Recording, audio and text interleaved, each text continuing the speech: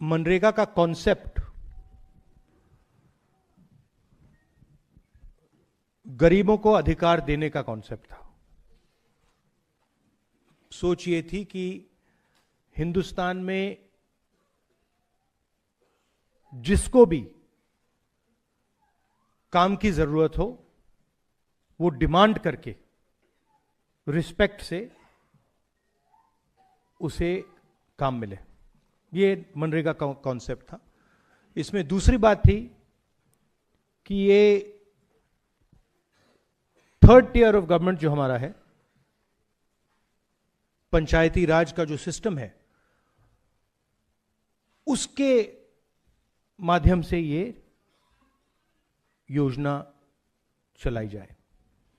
इसमें लोगों की आवाज थी, मजदूरों की आवाज थी, रिस्पेक्ट थी, और सबसे जरूरी अधिकार शब्द।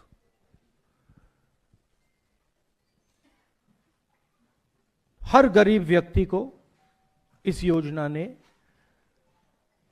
रोजगार का अधिकार दिया। अब उस कॉन्सेप्ट को नरेंद्र मोदी जी और बीजेपी खत्म करना चाहते हैं। कुछ साल पहले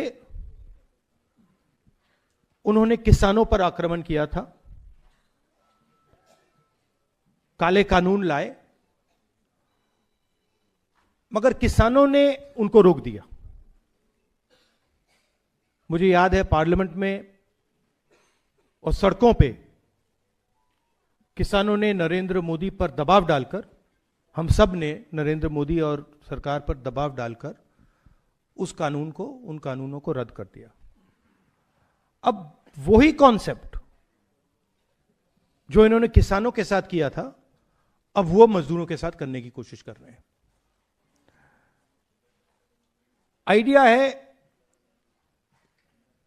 कि दिल्ली की सरकार डिसाइड करेगी कहां जाएगा पैसा, कितना पैसा जाएगा, कौन सी स्टेट को मिलेगा, कौन सी डिस्ट्रिक्ट्स को मिलेगा।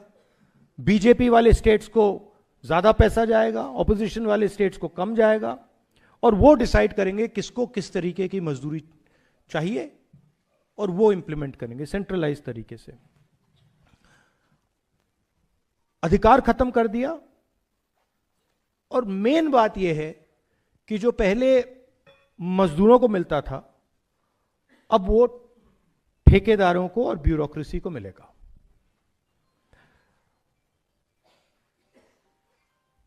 सारी की सारी योजनाएं जो बीजेपी की हैं,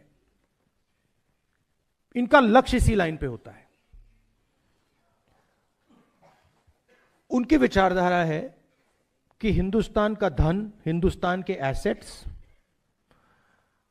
चुने हुए लोगों के हाथ में हो, वो डिसाइड करें, वो देश को चलाएं,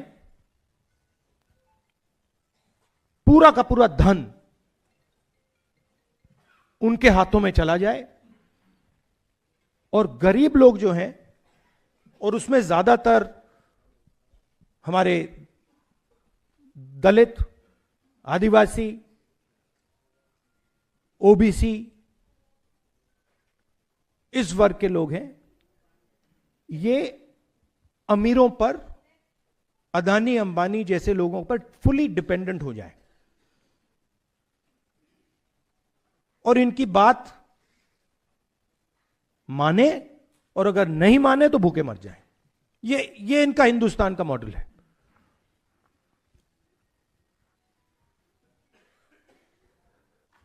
मैंने पिछले चुनाव में कहा कि ये संविधान पर आक्रमण कर रहे हैं। किसान बिल संविधान पर आक्रमण था, नोटबंदी, गलत जीएसटी, और अब ये, इसका नए लॉ का नाम क्या है, मैं नाम ही नहीं जानता इसका, क्या है, ग्राम जी क्या है, ग्राम जी पता नहीं क्या। हाँ, तो आइडिया यही है कि हमारा जो संविधान है उसे खत्म करो। वन मैन वन वोट का जो कॉन्सेप्ट है उसे खत्म करो, लोकतंत्र को खत्म करो। और जो आजादी से पहले हिंदुस्तान था, जहां पे एक व्यक्ति, राजा महाराजा, एक व्यक्ति पूरा डिसाइड करता था, सारे के सारे एसेट्स उनके हाथ में हुआ करते थे और जो भी वो करना चाहते थे वो करते थे, वैसा हिंदुस्तान वो फिर से लाना चाहते हैं।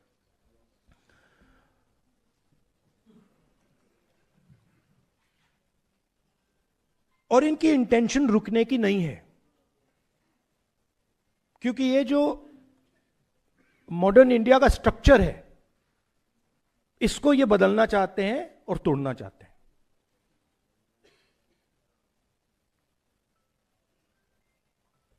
एक ही तरीका है इनको रोकने का, और मजदूरों को किसानों ने रास्ता दिखाया है।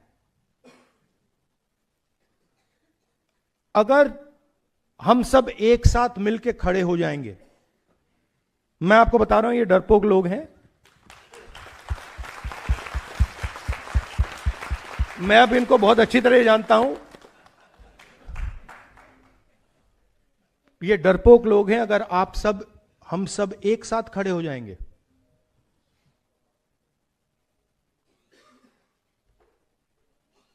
आप मनरेगा नाम देना चाहोगे या कोई और नाम देना चाहोगे? आप डिसाइड करोगे उस योजना का नाम क्या होगा, कैसे बनेगी, कहां चलेगी, कब तक चलेगी, कितने घंटे चलेगी। मगर ये मैंने कहा, मगर एक दूसरी बात ही कह देता हूं, अगर एक कमी है तो यूनिटी की कमी है।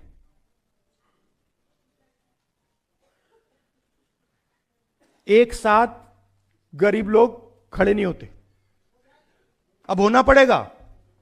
और यह एक बहुत बड़ा मौका है, मनरेगा का जो आंदोलन है, यह बहुत बड़ा मौका है कि हिंदुस्तान के सारे गरीब लोग जो आइडिया ऑफ इंडिया के कॉन्सेप्ट में बिलीव करते हैं, कॉन्स्टिट्यूशन में बिलीव करते हैं, लोकतंत्र में बिलीव करते हैं, कि हम अगर एक साथ खड़े हो जाएंगे, मोदी जी पीछे हट जाएंगे और फिर से मनरेगा चालू हो जाएगा। आप सब, आप दूर दूर से आए, दिल से आपका धन्यवाद करना चाहता हूं। और जो संदीप ने कहा, जहां भी कांग्रेस पार्टी देश के मजदूरों के साथ खड़ी हो सकती है, वहां आपको कांग्रेस पार्टी खड़ी हुई मिलेगी।